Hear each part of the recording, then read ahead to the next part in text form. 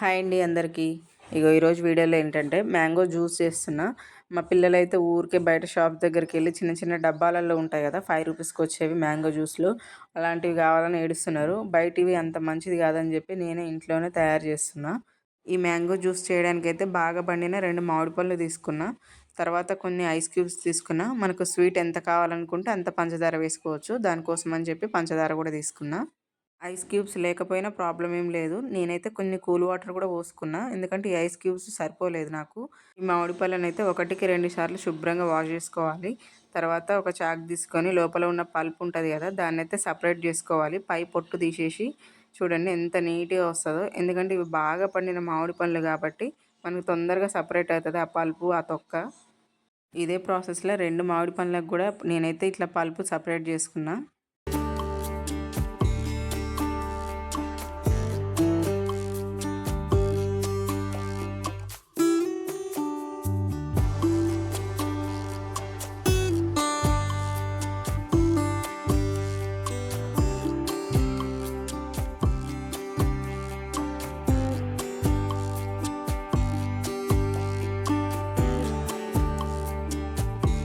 ఈ 2 మామిడి పళ్ళకైతే చూడండి మంచిగా లోపల ఉన్న గింజ, పైన తొక్క మొత్తం తీసేసుకున్నా. తీసేసుకొని ఒక మిక్సీ జార్‌లో వేసుకుంటున్నా. దీనికి మిక్సీ జార్‌లో వేసుకొని మెత్తగా గ్రైండ్ చేసుకోవాలి.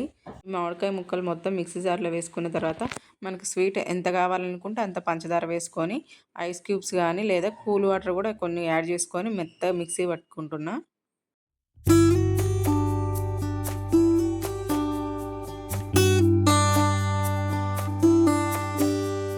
చూడండి ఇంత చిక్కగా ఉన్నప్పుడైతే నేను ఇందులో నుంచి కొంచెం తీసుకొని పక్కన పెట్టుకున్నా.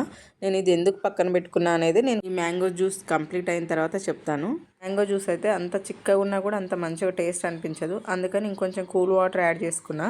అలాగనే నాకు స్వీట్ కూడా ఇంకా సరిపోలేదు. అందుకని ఇంకొక స్పూన్ పంచదార కూడా యాడ్ చేసుకొని ఒక 2 సార్లు మళ్ళీ ఒకసారి మిక్సీ పట్టుకున్నా. టేస్టీ మ్యాంగో జ్యూస్ అయితే మంచిగా రెడీ అయింది.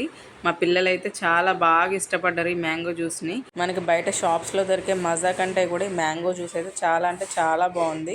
ఇందులో ఎలాంటి ప్రిజర్వేటివ్స్ కానీ కలర్స్ కానీ ఎలాంటివి యూజ్ చేయలేదు. మనం న్యాచురల్గా ఇంట్లోనే చేసుకున్నాం కాబట్టి ఇది ఆరోగ్యానికి కూడా చాలా మంచిది.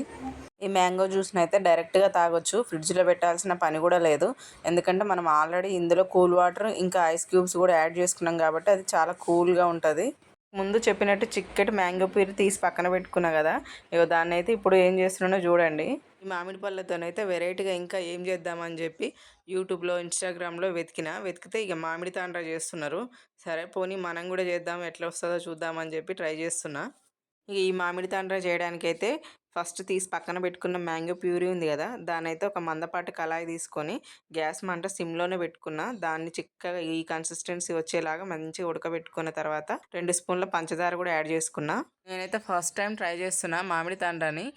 యాక్చువల్గా అయితే నేను చూసిన వీడియోస్లో బెల్లంతో చేస్తున్నారు. మనం వెరైటీగా ఉంటుందని చెప్పి పంచదారతో ట్రై చేస్తున్నా. చూడాలి ఎట్లా వస్తుందో మరి.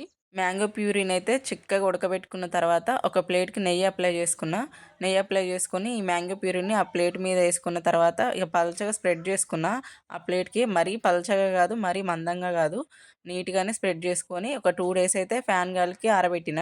నేనైతే ఈ మామిడి తాండ్రాని ఫస్ట్ టైం ట్రై చేస్తున్నా కాబట్టి ఇది వస్తుందా రాదా పర్ఫెక్ట్గా అని చెప్పి కొంచెం టెన్షన్గానే ట్రై చేస్తున్నా. ఫైనల్గా నేను పడిన టెన్షన్ అయితే నిజమైంది.